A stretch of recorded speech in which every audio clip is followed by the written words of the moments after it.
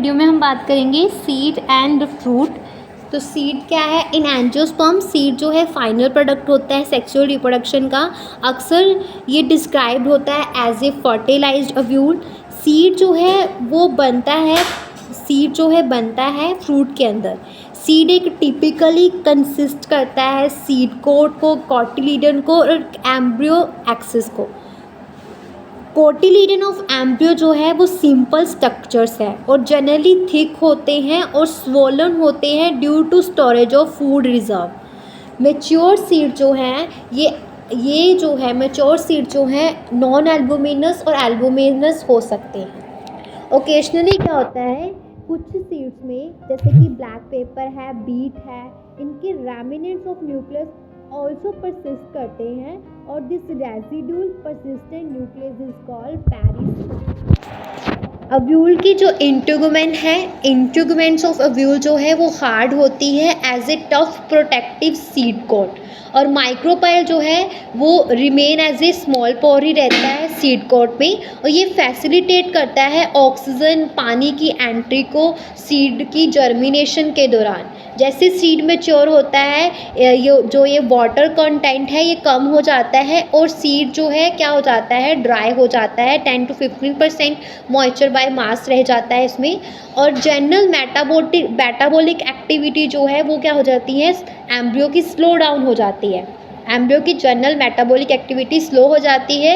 Embryo जो है वो इनएक्टिविटी स्टेट में चला जाता है, स्टेट ऑफ इनएक्टिविटी में आ जाता है जिसको डॉर्मेंसी बोलते हैं। और जो फेवरेबल कंडीशंस आती हैं तो are available adequate moisture, oxygen and suitable temperature और दे जर्मिनेट।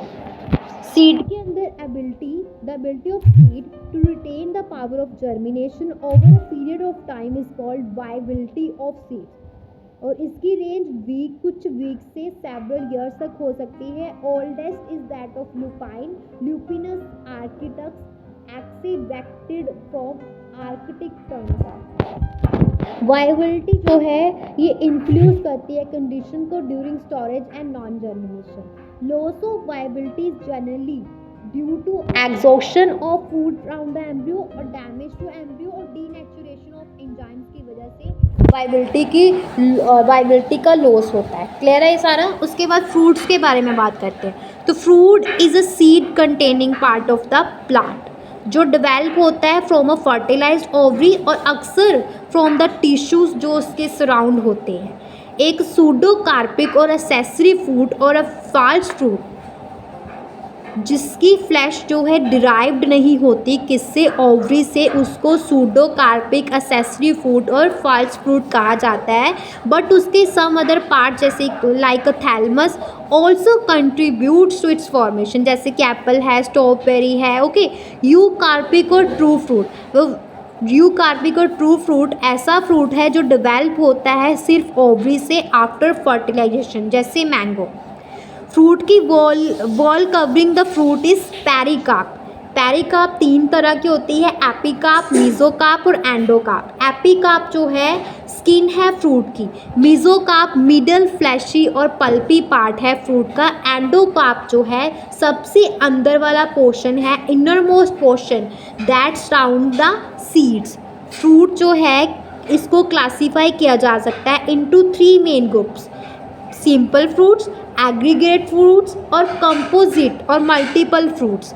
सिंपल फ्रूट जो है वो डेवलप होते हैं मोनोकार्पलरी ओवरी और मल्टीकार्पलरी सिनकार्पस ओवरी से, जबकि एग्रीगेट फ्रूट जो है वो डेवलप होते हैं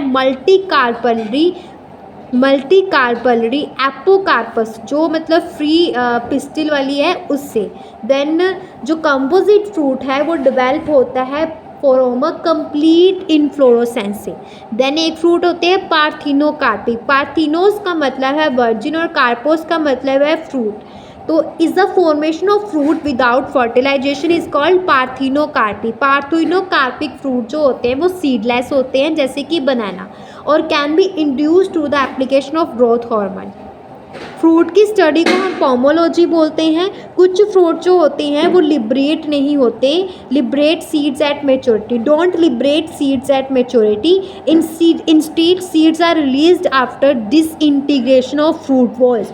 ऐसे फ्रूट्स को बोला जाता है इनडेहिसेंट फ्रूट, जैसे कि कैशियो नट है, सीरियल्स है। और दूसरी साइड पे डिहिसेंट फ्रूट जो है वो लिबरेट होते, sorry, on the other hand dehiscent fruit liberate seeds at maturity, जैसे पी है, बीन है, ये क्या थे इनडेहिसेंट फ्रूट, कैशियो नट और सीरियल्स।